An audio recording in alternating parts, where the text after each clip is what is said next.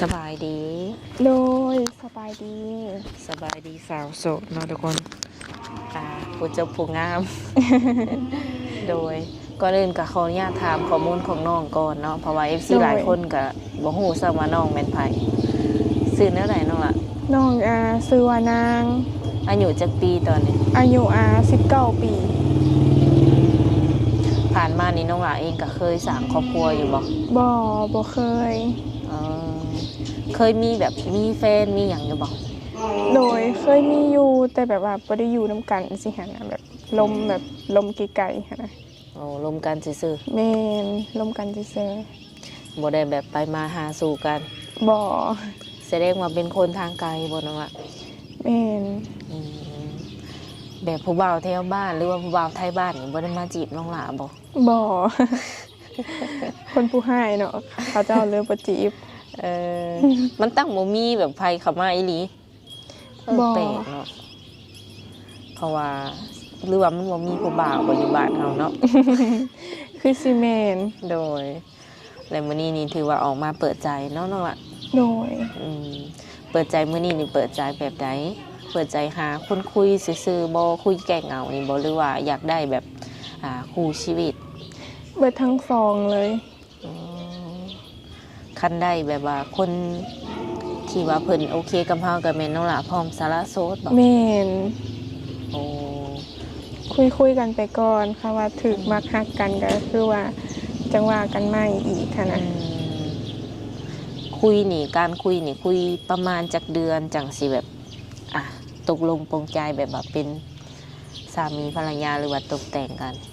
น้องก็ยังบอกบ่ได้เพราะว่ายังบ่ได้ลมยังบ่ได้คุยกันหั่นนะเพราะว่ามันก็ขึ้นนำแล้วสถานการณ์แล้วขึ้นนำในอนาคตขึ้นกับคนที่สิเข้ามาคุยกับน้องหลาบ่สมมุติว่าเพิ่นอยากได้น้องก็หมายความว่าน้องก็ยังเอาบ่ได้บ่แม่นแนวนั้นน้องก็แบบอยากล้มอยากคุยกันไปก่อนค่ะว่าถึกฮักมักกันแล้วจังว่ากันใหม่อีกนะแล้วจังตกลงกันใหม่เพราะว่าน้องสิบอกว่าโอเคเฮ็ดหน้าแล้วก็มักอย่างนี้น้องบ่เว้าเพราะว่ามันสิให้ความหวังแม่นคนที่ได้ยินก็คือแบบว่าดีใจเลยเฮาให้ความหวังเนาะแล้วก็เสียใจแล้วบัดนี้ของหวานมักเด้เนาะแม่นแลเปิดใจมื้อนี้มีแบบสเปคอยู่บ่คิดว่าอยากได้ผู้บ่าวรูปร่างหน้าตาประมาณใดก็อยากได้ก็มีว่าบ่มีก็มีอยู่สเปคนะโดยมักคนนิสัยดีหั่นแหละนิสัยดีในรูปแบบของน้องแบบในรูปแบบว่าเป็นคนว่าจะสุภาพเป็นผู้ใหญ่หั่นนะแบบมีความเค้กแค่แล้วก็เป็นเสาหลักของครอบครัวแม่นหน้าตาน้องบ่ค่อยซีเรียสหรอกแม่นบางคนก็หน้าตาดีแต่ว่านิสัยบ่ดีหรือว่ามันบ่โอเคกับเฮาสิหั่นนะมันก็ขึ้นอยู่นำคนโดยถือว่าจุดนี้นี่แม่นข้ามไปเลยแม่นไปตรงที่ว่านิสัยใจคอพุทธแม่นอายุได้ซะแบบรับได้ประมาณจักปีสูงสุดน้องก็บ่ได้จำกัดอีกเพราะว่าเฮาก็ต้องร่วมกันไปก่อนลางเทื่อบางคนที่ว่าอายุหลายเฮาร่วมกันบ่เข้าใจหรือว่าเฮาบ่ถูกฮักมักกันแล้วนี่ก็มีบางคนก็อายุน้อยบ่ฮักกันก็มีสิหั่นนะแม่นน้องบ่ค่อยจำกัดอายุหลักๆแบบว่าคนที่สิเข้ามาคุยกับน้องนี่เวียกงานหรือว่าหน้าที่การงานของเพิ่นนี่สำคัญบ่น้องคิดว่าสำหรับน้องว่าสำคัญอยู่เพราะว่าการที่เฮาจะไปอยู่นำกันหรือว่าเป็นครอบครัวสิหั่นนะเฮาก็ต้องแบบหาคนที่เบิ่งแยงเฮาได้คนที่กะว่ากุมเฮาหั่นนะโดยแม่นคันว่ากินแล้วนอนแล้วกินน่ะว้าวบ่ว่าหยอกน้องเพิ่นเนาะทุกคนประมาณนั้นติน้องละคันว่าแบบผู้บ่าวเป็นแบบพ่อห้างพ่อหมายมีลูกติดเด้คิดว่าสิเปิดโอกาสให้เพิ่นอยู่บ่โดยก็เปิด อืมก็บ่ได้ติบ่คันว่ามีลูกติดมานำ บ่น้องบ่ได้ติ อ๋อก็เคยล่มแบบว่าผู้บ่าวลูกติดอยู่บ่ บ่ ยังเคยเถื่อเนาะ แม่น คิดว่าทรงสีเขากับกระเจ้าได้อยู่บ่ลูกเต่าเพิ่น ก็คือสิขอได้อยู่หั่นแหละ เอ้ย ต้องลองเนาะ แม่นอันนี้ก็ยังบอกบ่ได้ อืมแล้วปัจจุบันนี้น้องหละเฮ็ดเวียกเฮ็ดงานหยัง น้องยังบ่ได้เฮ็ดเวียกหยังเพราะว่าน้องยังเรียนอยู่ อ๋อตอนนี้อยู่ห้องใดเลยห้องใดแล้ว เรียนอยู่ห้องมเจ็ด อื แม่ ม น สิจบแล้วยังปีเดียว แม่นก็สิจบละ มีแผนแบบสิไปต่อบ่หรือว่าสิพอสำนี้ เว้าพื้นแผนก็มีอยู่แต่ว่ามันก็คือสิเป็นไปบ่ได้เพราะว่ามันเป็นเศรษฐกิจมันก็บ่ค่อยดีเนาะ อืม คันว่าสิเรียนต่อมันก็ต้องใช้ทุนหลายน้องก็เลยคิดว่าคันเรียนจบแล้วก็อยากออกไปหาเฮ็ดงานแล้วก็ออกมาหาเปิดร้านเสริมสวยไปหาเรียนเสริมสวยสิหั่นนะ เป็นนายตัวเอง แม่น อืม ไปหาทุนก่อน บ่ทันมีทุน เออเรียนจบนี่แบบหาเก็บ แม่น หาเงินเก็บคำก่อน แม่น โอ้ เพราะว่าเฮาสิมาพึ่งพาพ่อแม่มันก็บ่ได้เพราะว่าเฮาก็ใหญ่แล้วว่าเริ่มจะเป็นเสาหลักครอบครัวเราสิหั่นนะ 19 ปีเนาะ แม่น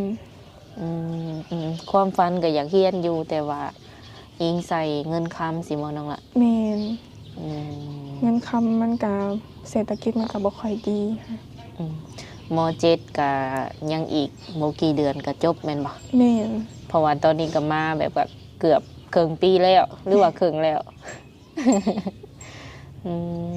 คันไปเฮ็ดงานนี่คิดว่าอยากเฮ็ดงานแถวใดแถวบ้านตัวเองบ่หรือว่าอยู่ทางไกล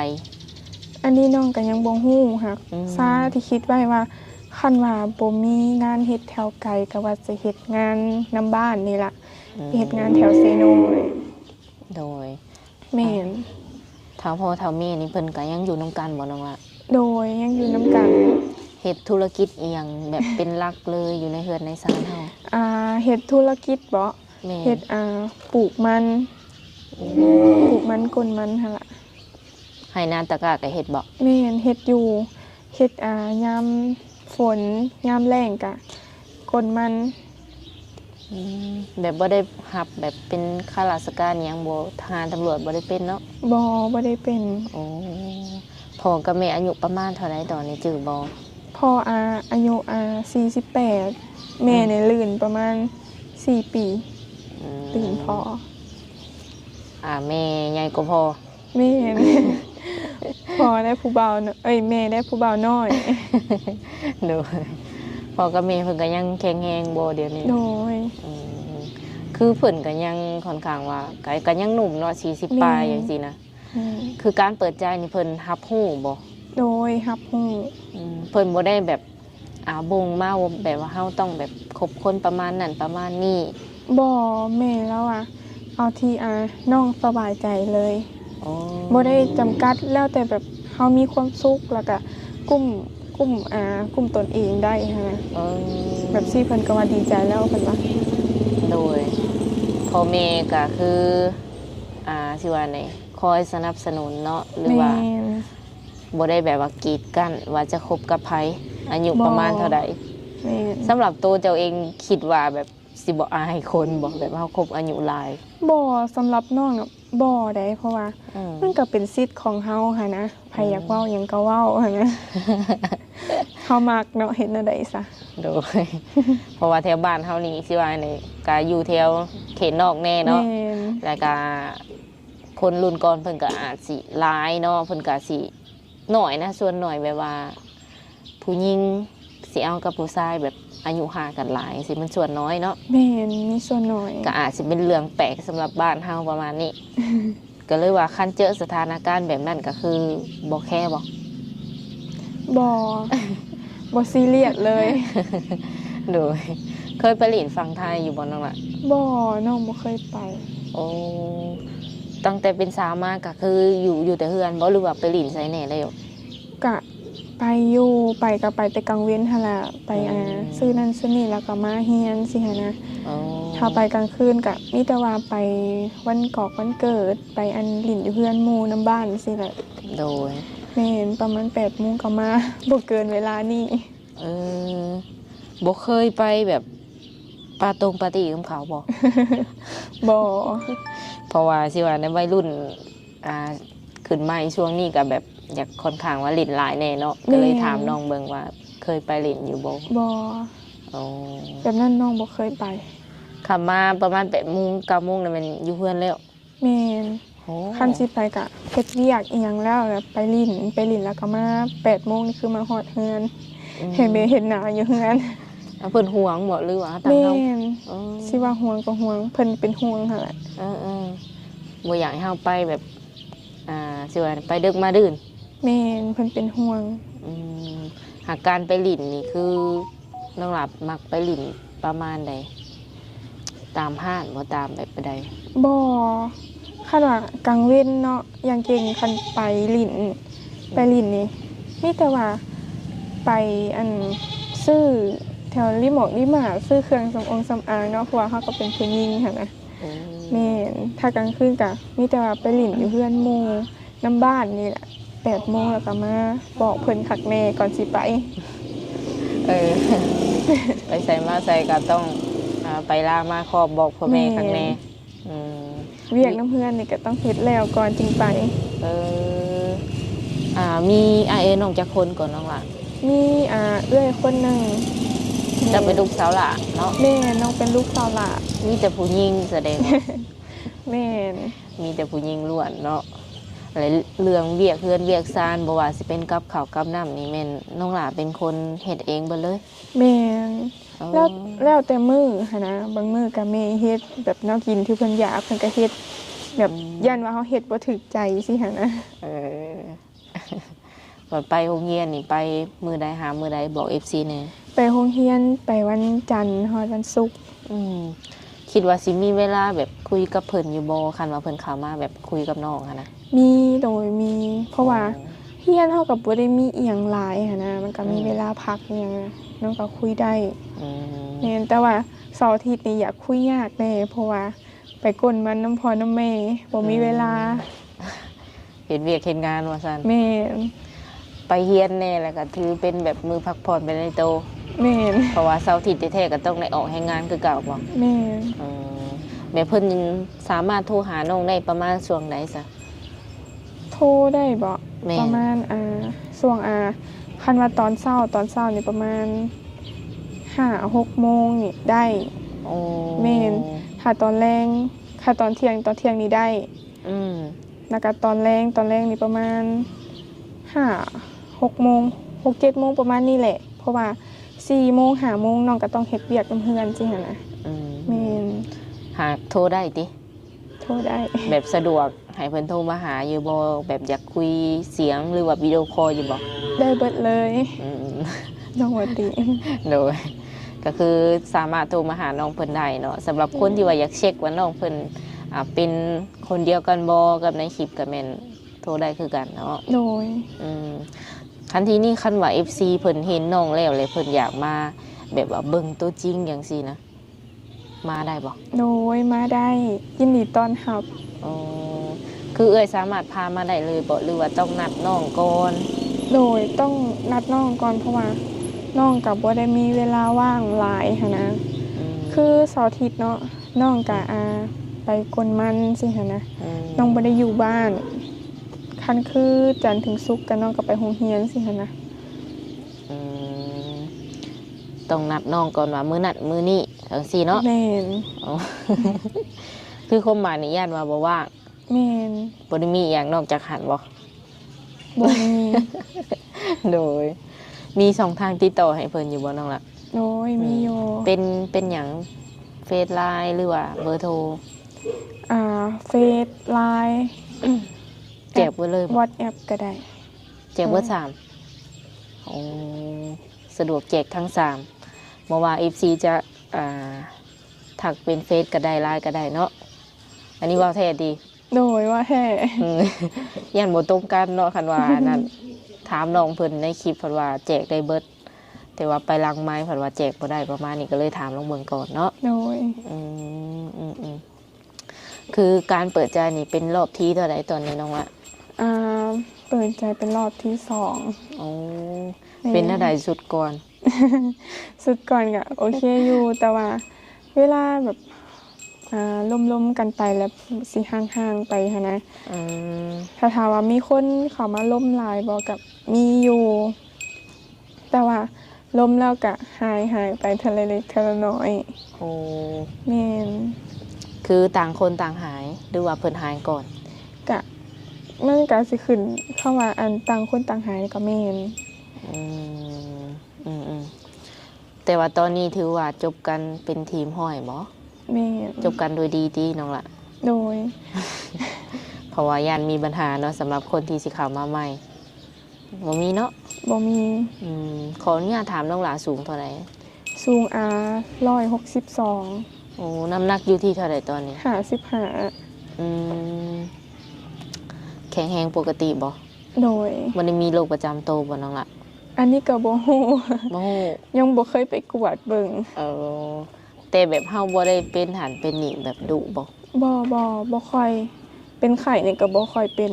อืมถือเบิ่งทรงนี่คือสิแบบสุขภาพร่างกายดีเนาะ แล้วก็ลืมถามน้องหลาเองก็เป็นลูกสาวหลาจังซี่นะคันว่ามื้อหน้ามื้อไหนน้องหลาเจอคนที่ว่าแม่นสำหรับน้องแล้วและเพิ่นสามารถแต่งหรือว่าขอเอาเมื่ออยู่เฮือนน้ำเพิ่นได้บ่ อันนี้น้องก็ยังตอบบ่ได้มันขึ้นอยู่นำสถานการณ์หันนะ ถ้าแบบมันไปได้น้องก็คงสิไปถ้าไปบ่ได้น้องก็คงสิอยู่สิหั้นนะ หักในใจลึกๆเดี๋ยวจะเอาในใจลึกๆก่อน แน่ใจลึกๆกะอยากอยู่น้ำพ่อน้ำแม่เลยเนาะเพราะว่าพ่อแม่เพิ่นก็เฒ่าแล้วหันนะแบบเอื้อยแล้วก็ออกเฮือนออกหยังแล้ว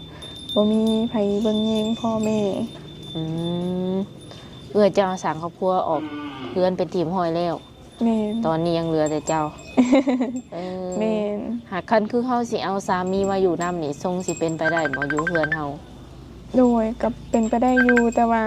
ต้องถามความสมัครใจทางอ้ายเพิ่นหั่นแหละ ทางคนที่สิมาอยู่นำเฮา แม่น อันนี้คือเรื่องสมมุติเนาะ แม่น เพราะว่าตอนนี้นี่ยังบ่มีไฟเข้ามาจากคนบ่ ยังบ่มีสมมุติไว้ก่อน โอเคเนาะทุกคนก็สิขออนุญาตโอ้ลมกับเพิ่นประมาณนี้ก่อนเพราะว่า โดย ตอนนี้ก็มืดแล้วเนาะ สุดท้ายนี้มีอย่างอยากฝากถึงแบบ FC ของเอื้อยที่ว่าสิเข้ามาคุยกับน้องบ่ โดยลองมาคุยน้ำน้องเบิ่งก่อนก็ได้ มักบ่มักก็ว่ากันอีกรอบหนึงเนาะ โดย โดยสุดท้ายนี้ก็สิขออนุญาตมอบเงินให้เพิ่นไว้เติมบัตรเติมเบอร์เนาะหรือว่า โดย กินข้าวกินน้ำ100,000 กีบเนาะทุกคน โดยขอบใจหลาย